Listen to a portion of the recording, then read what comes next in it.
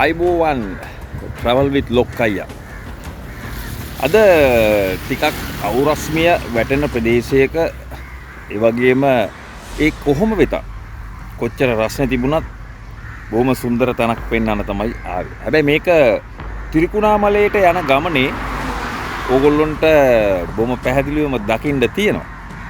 හැබැයි කන්තලේ ආදරණීය ජනතාවට තමන්ගේ වැත සපුරා ගන්න තමන්ගේ ආදරණීය ගොවි ජනතාවගේ ඒ සියලුම වැඩ කටයුතු වලට පහසු වෙන්න ඒ වතුර ටික ලබා ගන්න මේ මම් පිටුපස්සෙන් ඉන්න දෙවන අග්බෝ රජතුමාට පින් සිද්ධ වෙන්න මේ මහා කන්තලේ වැව් රාජානන් ගොඩනගලා තියෙන්නේ මෙන්න මෙතුමා.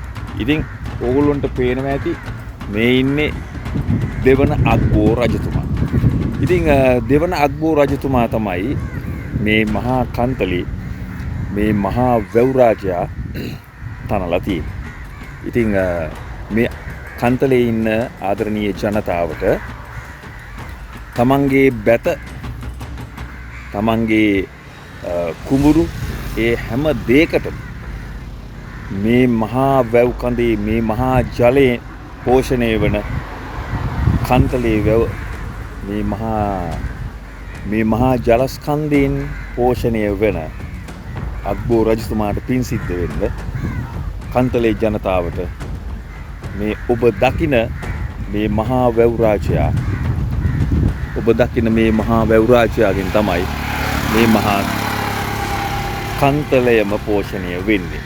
ඉතින් අද මම ත්‍රිකුණාමලේ ඊයේ ප්‍රසංගයකට සහභාගී වෙලා එන ගමන් මට හිතුණා කන්තලේ වැවත් ඔයාලට චුට්ටක් පෙන්නගෙන යන්න. හැබැයි අපි ප්‍රාර්ථනා කරන්න ඕන දෙවන අග්බෝ වැනි අභිමානවත් රජවරු අපේ රටේ යලිත් බිහි වේවා කියලා අපි ප්‍රාර්ථනාවක් කරන්න ඕනේ. ඉතින් උන්වහන්සේ මේ මහා ජලකඳ දිස බලාගෙන හැමදාම ඒක ආරක්ෂා කරගෙන ඉන්නවා. ඉතින් අපි උන්වහන්සේ ඉන්න තැනක උතුම් වූ බුදුන් දැක නිවන් දකින්න ප්‍රාර්ථනාවක් කරන්න ඕනේ.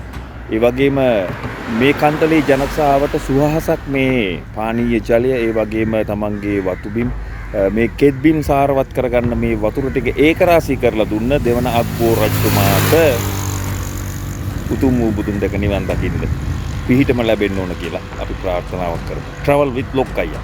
එන්න යන්න මේ මහා ජලකඳ බලන්න.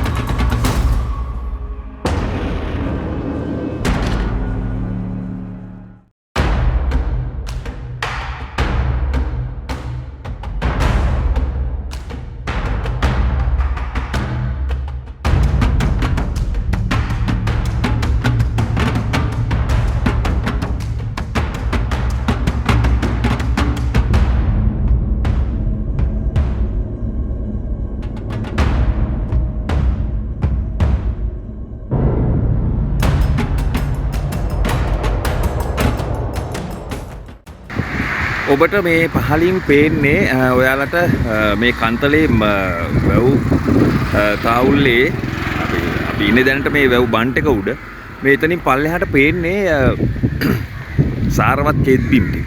ඉතින් මුළු රටටම බැත සපයන මේ කන්තලේ ආදරණීය ජනතාව වෙනුවෙන් වතුර දෙන්නේ මේ කන්තලේ වැවෙන්. ඉතින් ඒකම මේ පල්ලෙහා තියෙන මේ සියලුම කුඹුරු වලට මේ වතුර සපයන්නේ මුළු කන්තලේටම මේ සාරවත් කෙත්බිම් ටික අස්වද්දන්නට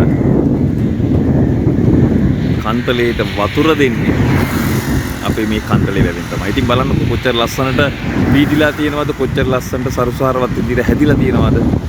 මුළු යායක් පේන්න, යායක් පිරෙන්න කොළ පාටින් බොම ශාස්ත්‍රීයකව හැදුණු මේ වගාවන් දිහා දැක්කාම අපිට කොච්චර සතුටක් ඇති වෙනවද නේද? ඉතින් ඒක නිසා හැමෝටම බොහොම ගෞරවයෙන් ආරාධනා කරනවා. එන්න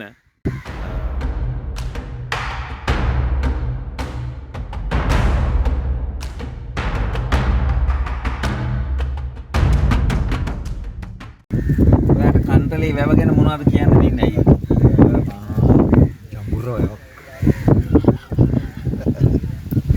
කන්තලේ වැව මහා ජඹුරු වැවක් ලු අපේ දොළුමුල් අයියා කියනවා.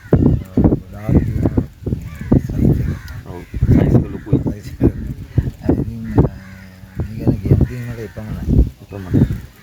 නාන්න හිතෙන්නේ නැද නේ? අනේ අම්මේ මොකද නාලා?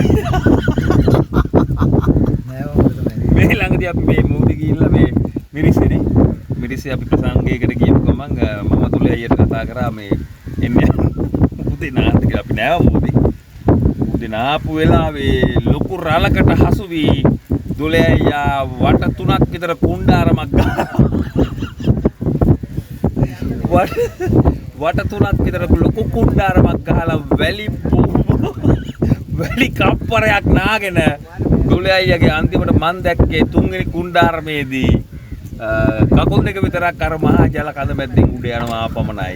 පසුව මම ටක්කත් පැනලා අල්ලගත්ත නැත්තම් අද අපිට සින්දු කියන්න ඉන්නේ ජිද්දලු මුල කිලික් නැතු වෙනවා. මොකද කෙලින්ම මිරිස්සේ අර පොල් ගහක වැදලා තමයි නතර වෙන්නේ. ඉතින් මේ ඔයාට මේ සිදුවීම ගැන මොකද කියන්නේ? භයං රාස ජනකයි. රාස ජනක අති භයානක සිදුවීමක් කියලා තමයි දොලේ අයියා කියන්නේ. ඉතින් මේමයි ඔන්න විශේෂයෙන් කියන්නේ අපි ඊයේ ප්‍රසංගයකට ගිහිල්ලා එන ගමන් තමයි අද මේ කන්තලේ වැව් විස්මත්තේ අපි නතර වෙලා පොඩ්ඩක් වෙලා ඉඳලා යන්න සූදානම් වුණේ. ඉතින් ඒ අවස්ථාව බොහොම ආදරණීය විදිහට අපි වින්දා. ඔයාලටත් කියන්නේ දෙවන අක්බෝ රජතුමා මේ මුළු කන්තලේම පෝෂණය කරන්න මේ සැදුවා වූ මහා නිර්මාණය දකින්න දරුවොත් එක්ක මේ තැන නතර වෙලා සීතල සුළං පොඩ්ඩක් වැදිලා යන්න කියලා තමයි බොහොම ආදරණීය ඉල්ලීමක් කරන්නේ. මොකද දෙවන අක්බෝ රජතුමාට පින් සිද්ධ වෙන්න අද කන්තලේ ජනතාවට කිසිම අඩුපාඩුවකින් තොරව තමන්ගේ බැත ඇත්තටම තමන්ගේ වගාපි ස්වයංපෝෂණය කරගන්න මේ අක්බෝ රජතුමා කරපු මේ මහා දැවැන්ත මෙහෙවරට අක්බෝ රජතුමා ඉන්න තැන උතුම් බුදුන් දැකලා නිවන් දකින්න පිහිටම ලැබේවා කියලා ප්‍රාර්ථනා කරනවා. ඉතින් travel with ලොක්කයියා කන්තලේ වැව් ඉස්මත්තේ ඉඳලා සම්කරණයි සූදානම්. අපි නැවතත් ලස්සන ප්‍රසංගයක් හමු වෙමි බලාපොරොත්තු වෙමු සමුගන්න. එහෙනම් ජය වේවා. සමුගෙන යන්න කන. කියන්න ඔයාගේ සින්දුව. එහෙනම් ජය වේවා ඔක්කොටම. ඔන්න එහෙනම් අපි දොලයියාගේ පුංචි සින්දු කෑල්ලකින් සමුගමු.